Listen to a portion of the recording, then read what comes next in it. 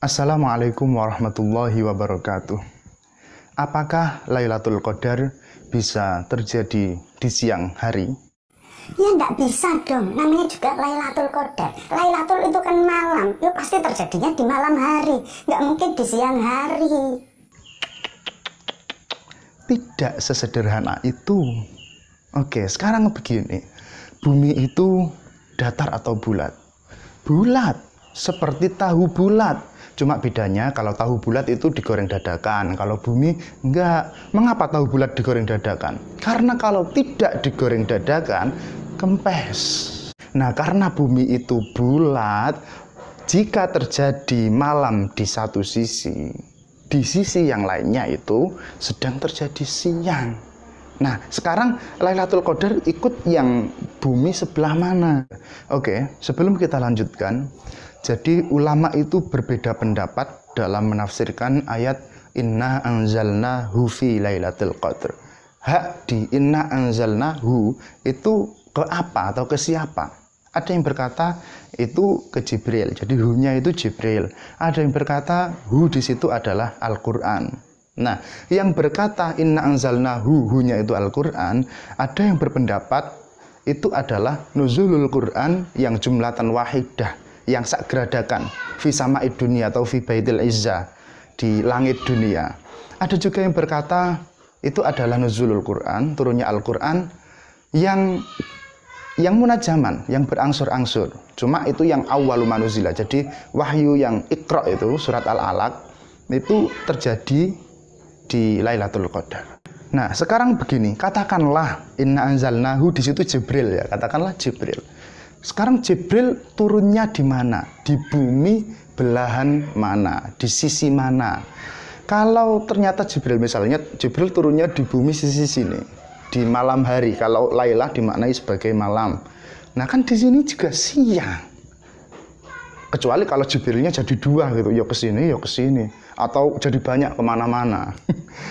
Atau yang Al-Quran sekarang, yang Al-Quran, yang jumlatan wahidah, yang segeradakan di langit dunia. Oke, sekarang langitnya langit yang sebelah mana? Langit yang pancernya mana? Kalau pancernya Mekah, misalnya ini Mekah, terus langitnya kan di atas, ya langit di atas. Cuma nanti kan ada yang langit di bawah. Tapi ya kalau orangnya di sini ya ini jadi atas. Enggak, pokoknya gini. Ini pancernya di mana? Kalau pancernya di sini, terus di sini sedang terjadi malam, berarti kan matahari di sini. Nah, di sini berarti terjadi siang.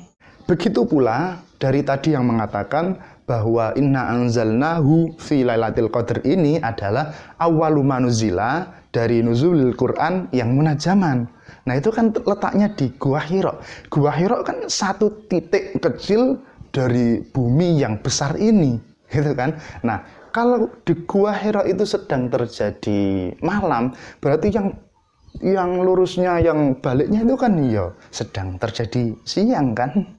Jadi, apakah Lailatul Qadar itu bisa terjadi di siang hari? Saya kira Anda sekarang sudah tahu jawabannya. Tapi mungkin ada di antara kalian yang masih belum yakin. Oke, jadi begini. Kita, saya, dan mungkin Anda pernah mendengar atau bahkan sering mendengar ada pengemis itu ngomong gini, Pak, sedekahnya Pak, sudah 3 hari belum makan Pak.